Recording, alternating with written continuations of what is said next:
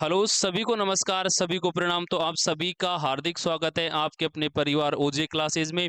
साथियों, आज का जो अपडेट वीडियो जुड़ा हुआ है राजस्थान पुलिस की नई भर्ती को लेकर, बहुत बड़ी अपडेट है। और जो राजस्थान पुलिस का जो हमारा चल रहा था कि भाई 9,000 पदों पर भर्ती आएगी, तो कम पदों पर क्यों आई है, क्या कारण है, ठीक है, इन सब पर हम विस्तार से चर्चा करेंगे। तो अगर आप हमारे चैनल पर पहली बार विजिट कर रहे हो तो चैनल को सब्सक्राइब कर लें, साथ ही बेल आइकन प्रेस करें जिससे आपको हमारे हर वीडियो को नोटिफिकेशन मिलता रहे।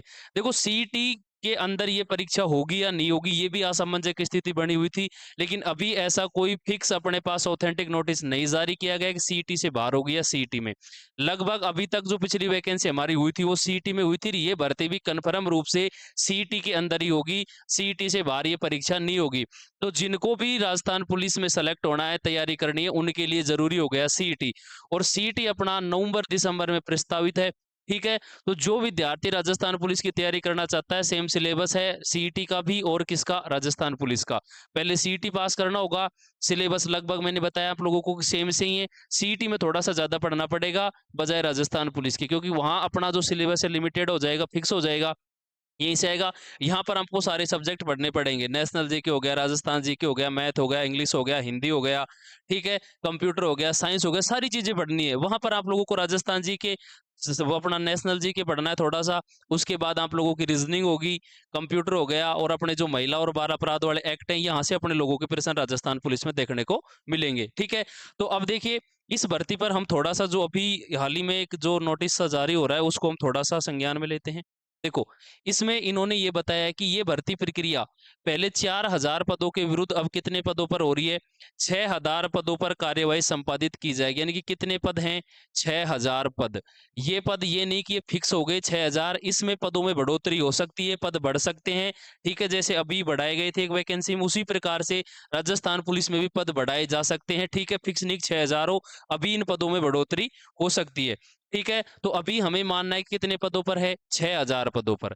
अब जो चीजें हैं कि भाई जिन्होंने पहले पेपर दे रखा है, जिनको एक्सपीरियंस है, कोई मेरिट में रह गया, ठीक है, वे स्टूडेंट हैं, उनको तो कन्फर्म अनुभव है कि भाई किस प्रकार से पढ़ना है, कितना पढ़ना है, कैसे पेपर होगा, किस प्रकार हमें सीईटी पास करना है, ठीक है।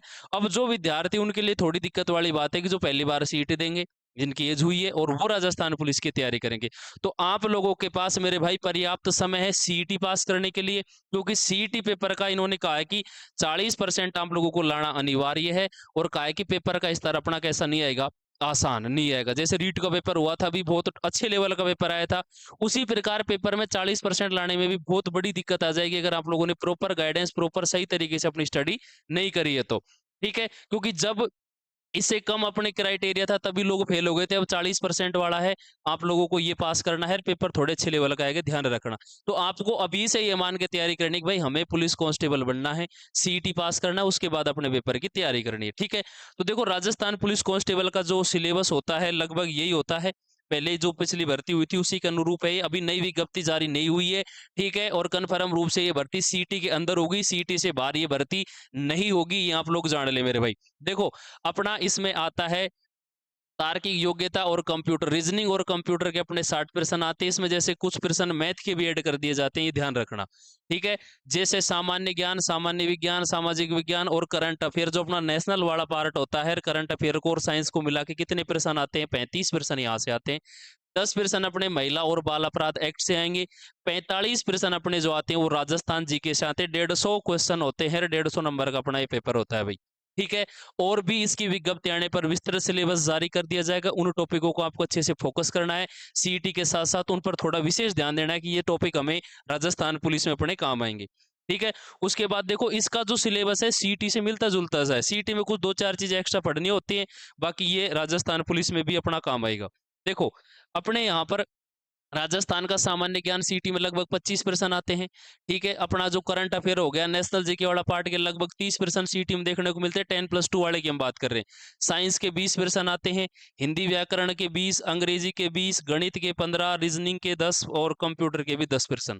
तो इस प्रकार एक दो प्रश्न अप डाउन भी हो सकते हैं। लगभग 150 प्रश्न तो अपने आते ही हैं।